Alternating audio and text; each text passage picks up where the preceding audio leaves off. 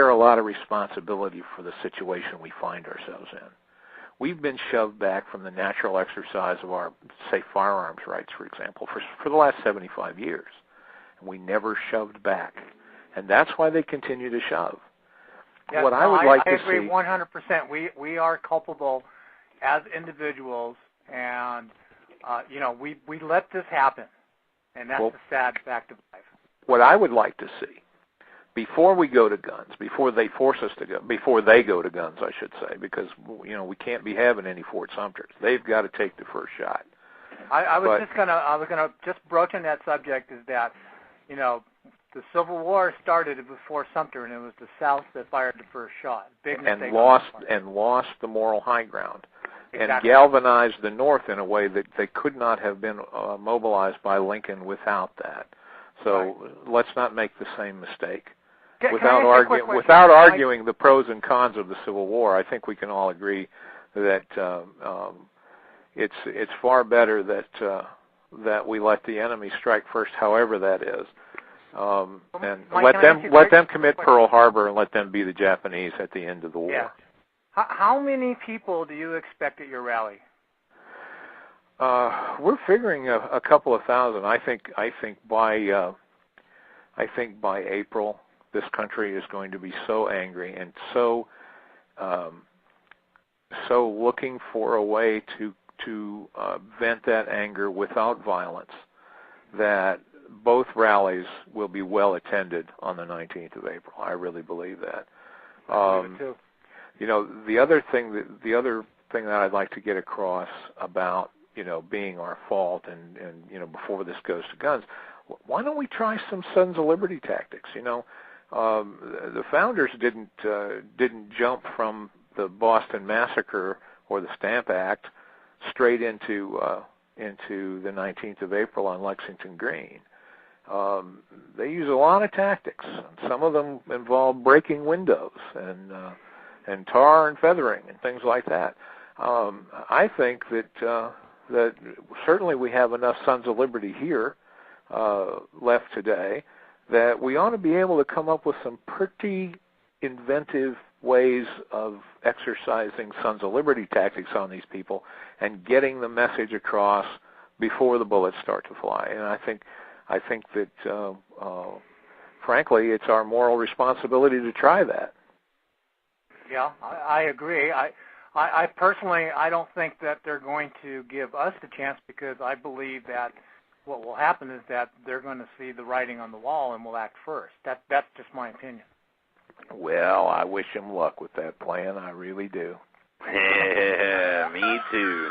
Me too. And I've, like I said, I've advocated on many occasions on different things that could have been done.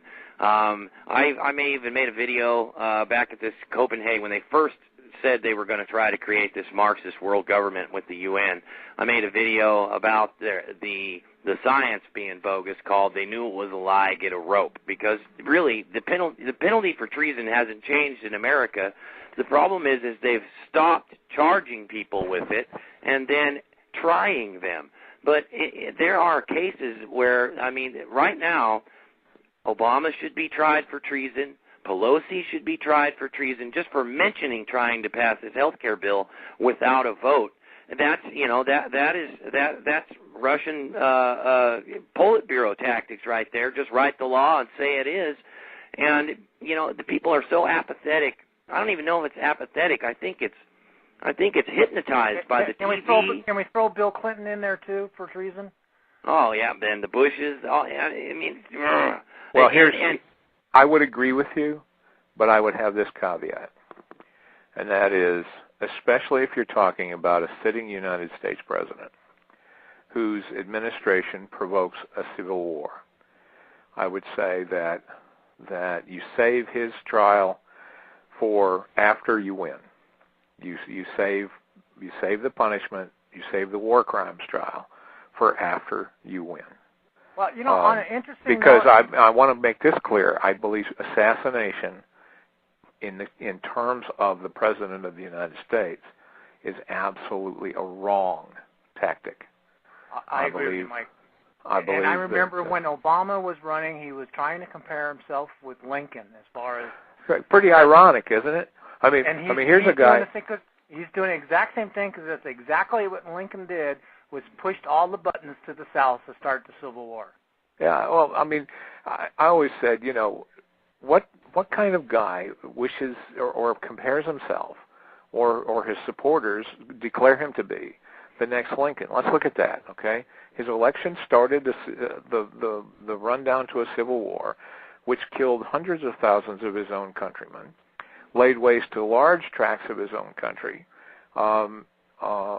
This is a guy who damaged the Constitution perhaps more than any other single president.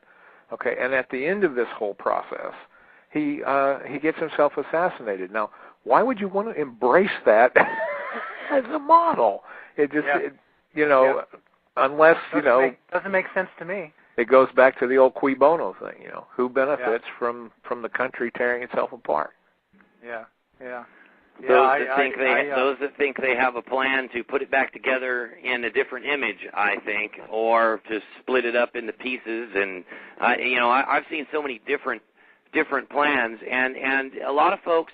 I like to use this analogy.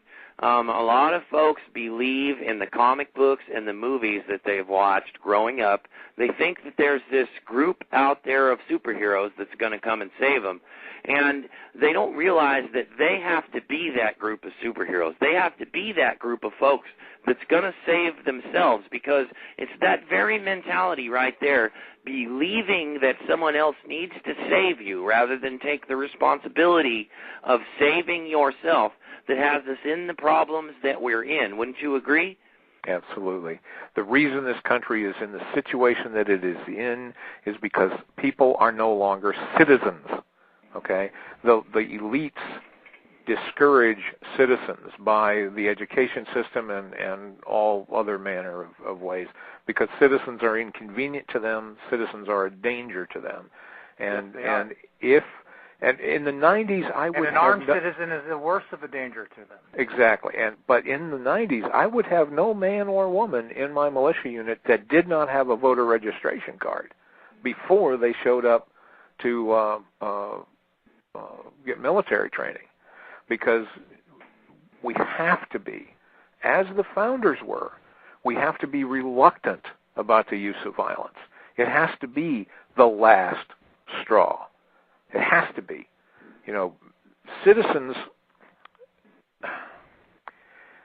Citizenship involves a heck of a lot more than voting. Citizenship is accepting responsibility for the country, for your neighborhood, the last point I suppose that I want to make sure that I made is that, folks, you need to be getting ready. You need to be forming neighborhood defense organizations. You need to be looking to your larders. You need to be looking to your arsenals. You need to be looking to your physical fitness. You need to be looking toward your neighbors and who can you count on, and how do you build small fire teams and things like that. These are the things that you must be doing now, because events will overtake you if you do not. And it's going to happen. Excellent. When it happens, it will happen very, very quickly. It could very well. Quick. It With could no well. warning. No warning. Well, Mike, we're down to our last 3 minutes, man, and I have to tell you, it's been a real thrill interviewing you. I was a thrill going to your websites and finding somebody else who was saying some of the same things that I was. I've been telling folks for a while that the founding fathers of this nation were dangerous men, and that we needed to get back to that. The dangerous men were going to save us from this, and I'm telling you, it's been just a real pleasure to have you on, and I hope to have you back on maybe in a couple weeks or a week or so before the march, so that we can cover this again, and I can help you get the word out some more on this, because. That would be fine. And as far as dangerous men, you haven't talked to Bob Wright in New Mexico yet. He's one of my best friends. Back in the 90s, when they were talking about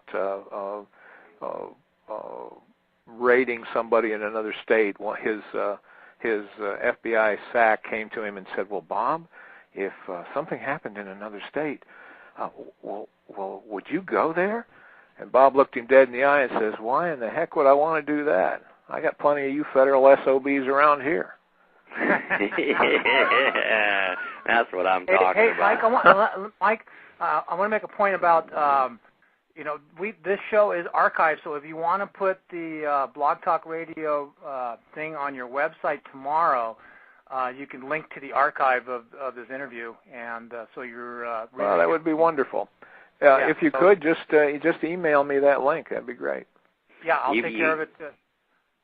All right. So we're down to 2 minutes. So I do have to say good night to you, Mike, and it's been fantastic. We'll definitely have you back, and I thank you again, man. This has been a fantastic interview. Can't wait to do it again. Happy to be here.